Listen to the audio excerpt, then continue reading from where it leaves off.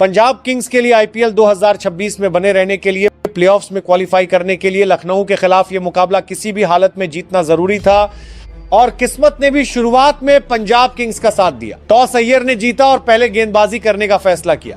लखनऊ की टीम एक बार फिर से अपने बदले हुए ओपनिंग पेयर के साथ उतरी।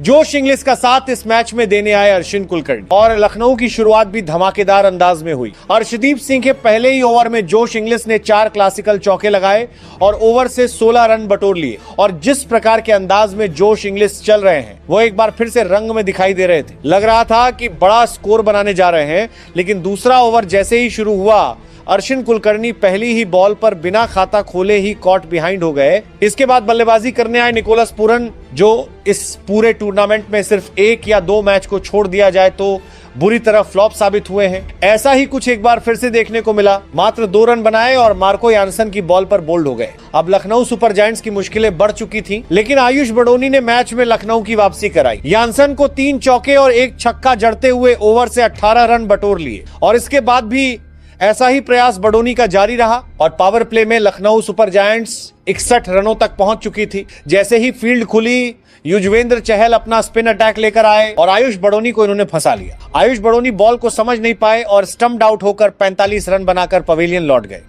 इसके बाद क्रीज पर मौजूद थे लखनऊ के कप्तान ऋषभ पंत और इनफॉर्म सेट बल्लेबाज जोश इंग्लिश।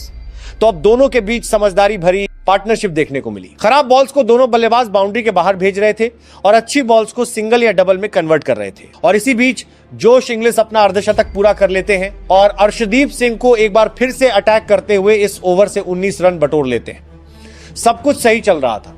ऋषभ पंत और जोश इंग्लिश के बीच इस पारी की सबसे बड़ी 65 रनों की पार्टनरशिप भी हुई, लेकिन इसके बाद पंत युजवेंद्र चहल की बॉल पर पहले तो एक चौका लगाते हैं और फिर अगली बॉल पर बड़ा शॉट खेलते हुए बाउंड्री पर मार्को यानसन के हाथों में कैच थमाकर पवेलियन लौट जाते हैं। अब क्रीज पर आए अब्दुल समद, जिन्होंने भी अपने हाथ खोले और बाउंड्रीज लगाना शुरू किया। दूसरे छोर पर सेट बल्लेबाज जोश इंग्लिश का भरपूर साथ दिया, लेकिन शशांक सिंह की बॉल पर जोश इंग्लिश आउट हो जाते हैं।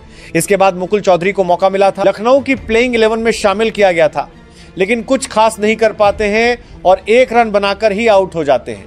आखिरी ओवर में अब्दुल समद ने अर्शदीप सिंह को 2 चौके और 1 छक्का लगाया, जिसके चलते लखनऊ की टीम का स्कोर 196 रनों तक पहुंच गया और अब पंजाब किंग्स की टीम को इस डू और डाई मुकाबले में जीतने के लिए 197 रनों की जरूरत थी। अब पंजाब की ओर से बल्लेबाजी करने आते हैं प्रियांश आर्या और प्रभसिमरन सिंह।